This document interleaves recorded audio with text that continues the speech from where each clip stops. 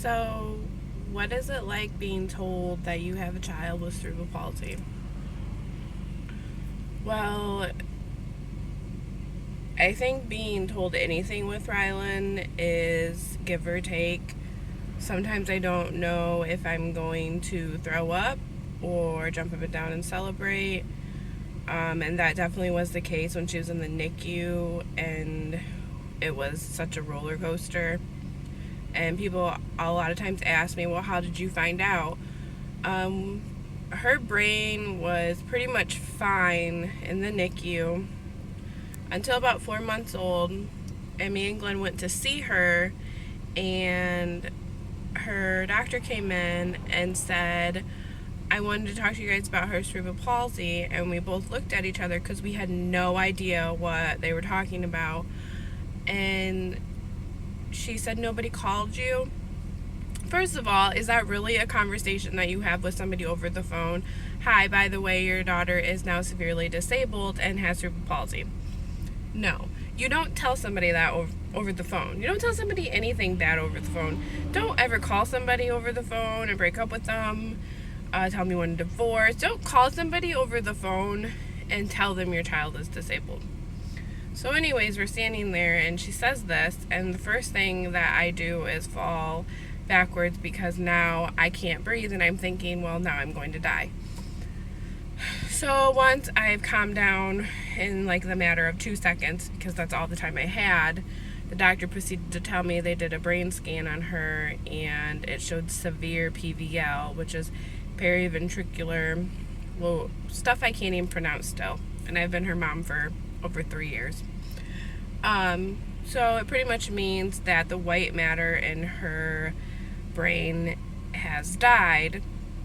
And unfortunately, the brain, once that's dead, it can't fix itself.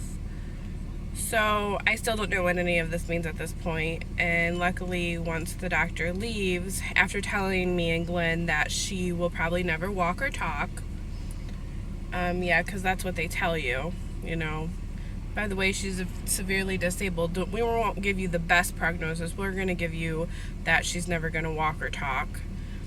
So after the doctor leaves the room, the NICU nurse that was in there, and I still remember exactly who she was, she kind of scooped me up and she got me through those first 5 minutes. And then me and Glenn, we left and we got drunk that night. We went to his parents' house and we drank, and not a lot of people, even if they did that, might admit that that's what they did. But I'll tell you right now, that's what we did. There was no other option for me at that point because all I wanted to do was run away. I wanted to crawl in a hole. It literally felt like somebody was wrapping a rope around my heart and was yanking it out, but slowly, so I could feel every ounce of that hurt and that pain. And I wish that I could say that that goes away, but every day I relive every part of her birth, of her NICU stay, of her surgeries she had, of the bad news we've gotten, and I relive them telling me that she has cerebral palsy. It doesn't go away. Being told that she's disabled was a life-changing moment, and unfortunately it doesn't leave. It's something I think about. I wake up and think about it.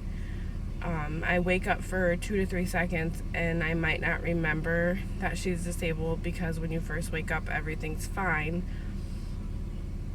But when I see her, when my day starts, I remember why I chose to go on after finding out that she is the way she is.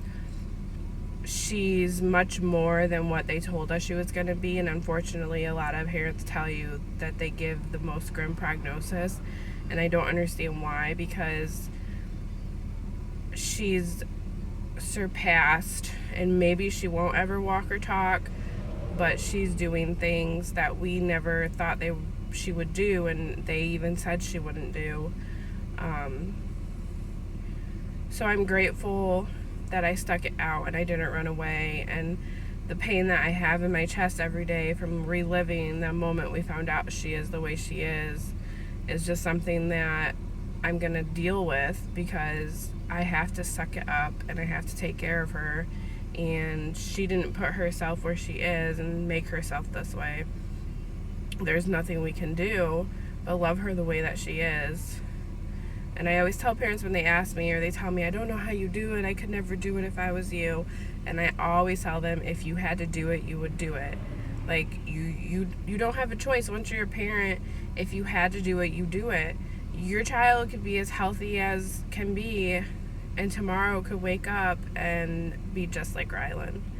And if you can tell me that I'm strong, then you're strong too, and you would do it just like I do.